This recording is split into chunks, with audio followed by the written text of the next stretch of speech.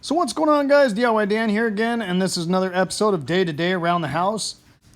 In this video, my wife, my two teenage daughters, and I moved 6.5 tons of landscaping rock between this raised planter behind my pool in my backyard and added a little bit more to the front yard and side yard, because when I bought this house 10 years ago, they obviously put the bare minimum amount of rock down, and now I was getting some bald spots.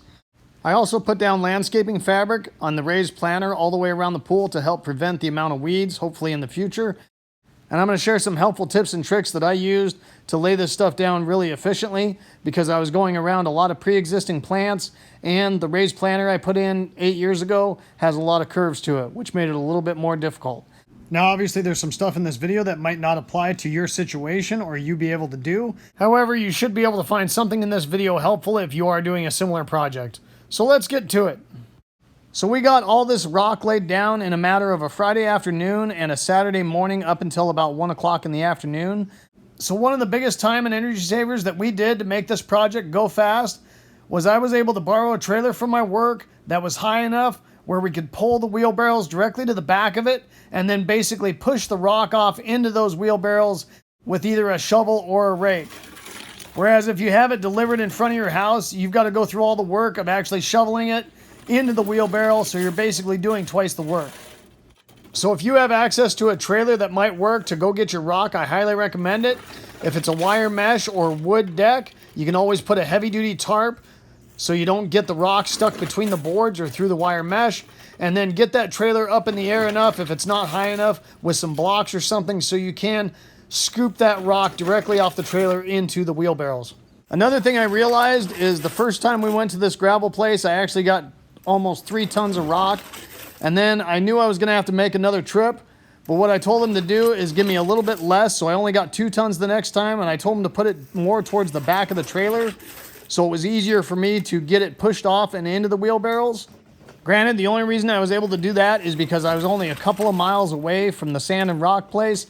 If I would have been getting on a freeway, I wouldn't have been able to do this because I would have fishtailed my trailer quite a bit because there would have been too much weight on the back end of the trailer.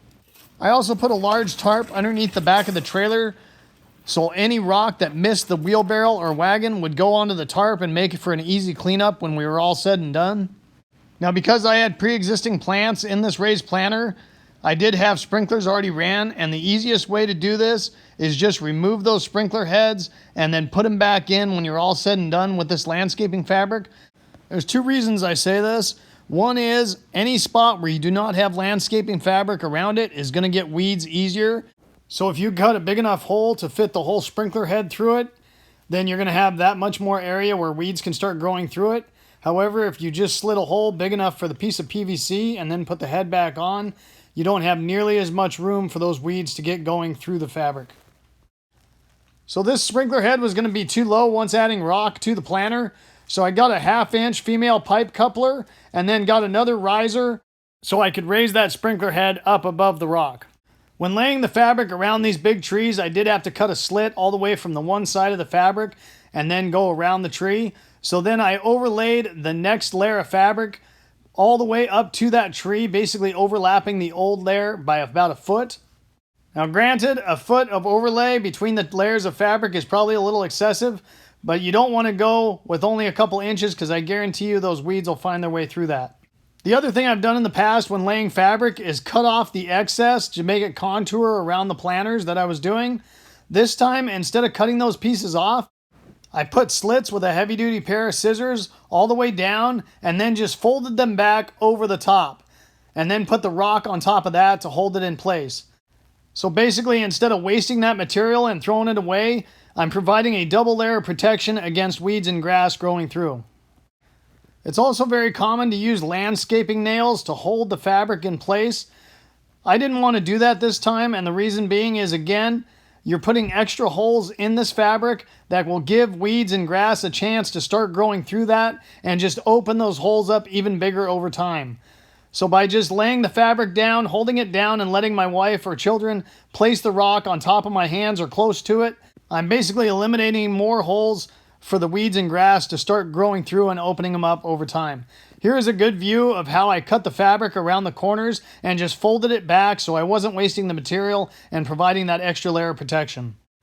So right here, I'm cutting the hole for the PVC for my sprinkler head to go through. I basically just had the fabric over the top and then barely cut a hole in it and made a little X so I could barely push the fabric over that piece of PVC to give me a nice tight seal around it. I used the same concept for the smaller plants in my planter. I put the fabric over the top of it, then cut a slit and cut an X out basically, then worked that plant through that hole once again to reduce the amount of slits and cuts that were in the fabric for the weeds to come through. When coming to an edge where I had to make a cut across the fabric, I always went extra long because what I didn't want to have happen is end up being too short. The worst case, if I'm a little long, I just fold it back and put the rock on top of it so I have a nice tight seal around the edges. I also made the fabric a little long against the brick wall, so it actually goes up the brick wall about a ½ inch or so, maybe a little bit more, just to give me that extra layer of protection against that so I don't have a crease on the ground to have those weeds start working their way up through against the wall. At some points when laying this fabric, I would end up overlaying the layers by 3 or 4 times because it was so skinny, and once again, instead of wasting it, it's just adding more protection by overlapping them. So another thing I did do, and I did spend a little extra money to do this, is I laid the rock super thick in this raised planter. And there was 2 reasons for this. One is, since I didn't use any landscaping stakes to hold the fabric down, I wanted a super thick layer of rock, so if I went to rake it or something like that, I didn't start peeling up the fabric. And the other is, that rock does dissipate over time, either by raking or picking up leaves, so I wanted a nice thick layer so I didn't end up with bald spots, because I don't plan on moving from this house for a really long time. When getting rock up to this second raised planter, what I ended up doing is going really light with the amount of rock that we put in the wheelbarrow, so me and the wife or me and one of the kids could lift that wheelbarrow up into the first planter and then dump it into the second planter. I actually went pretty light on any loads that I had to bring around the back of the pool anyways, because I didn't want to get too heavy, lose my balance, and throw my load into the pool.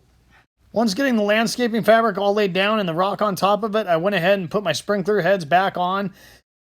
It can be a pain to thread those spray heads back on the PVC. However, if you hold all the drip lines straight up in the air, it does make it a little easier. So since I did go so thick with the rock in the backyard, I did decide to go get one more load of just over a ton to disperse among my side yard and front yard.